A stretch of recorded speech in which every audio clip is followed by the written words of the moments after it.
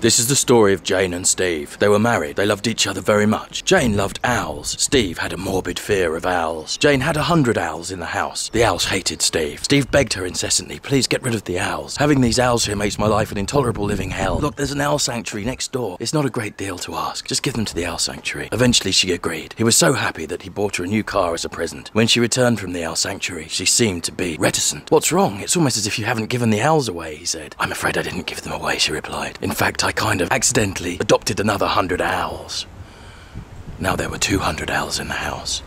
Steve's life was hell.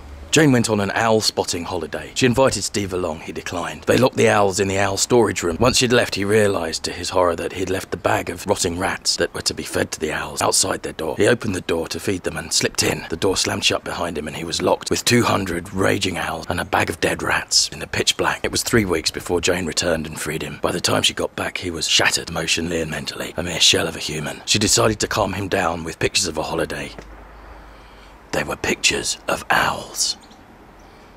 Steve decided to see a hypnotist to try and cure himself of his morbid fear of owls. It was his only way to save the marriage. The hypnotist put him into a deeply suggestible state. He was just about to purge him of his fear of owls when he slipped. He knocked Steve out of the window. He fell into a shipping container full of 700 owls. They had to send to Albania for the key to open the container. It didn't arrive for 7 weeks. By the time they released him, he was utterly shattered as a human being, incapable of speech or thought. He got home, a gibbering wreck. Jane, unaware of the problem, thought that he would be cured of his fear, and as a present, a celebration, had bought him his own owl.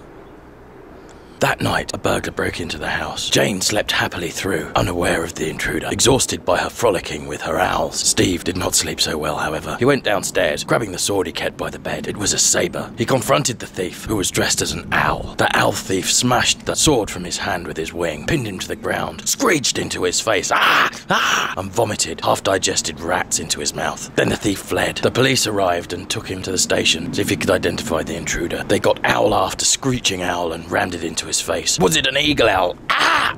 Was it a barn owl?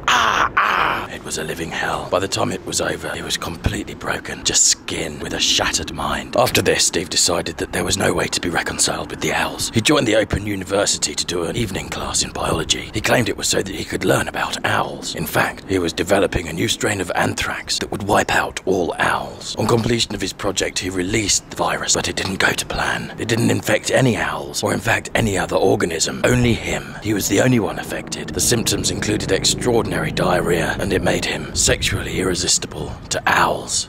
He was constantly frotted, rubbed, and generally canoodled by hundreds of randy owls for 3 weeks in between and during the bouts of diarrhea, until eventually the effects of the virus wore off. Once he was starting to feel well again, Jane took him to a party to see if it would calm him down. A friend's turning 40, she said. We'll go to a fancy dress party. It'll help. When they got there, by sheer random chance, every single person was dressed as owls. It wasn't an owl-themed party. This is just the nature of quantum mechanics. He was so sad. He felt so frightened and ill. He collapsed and said, Jane, I'm sorry, I can't take this anymore. I've really tried. But please, I can't stand these owls. Take me home from this horrible place. Jane relented. She took him home and in fact realised that he was more important to her than her owls. She got her 200 owls and she gave them away to the owl sanctuary. Finally, they could live happily together. It was at this point that Steve realised that he was still feeling increasingly unwell and starting to swell in the abdominal area. On investigation, they discovered that another side effect of the modified anthrax was that it had rendered him vulnerable to impregnation by owls. Shortly thereafter,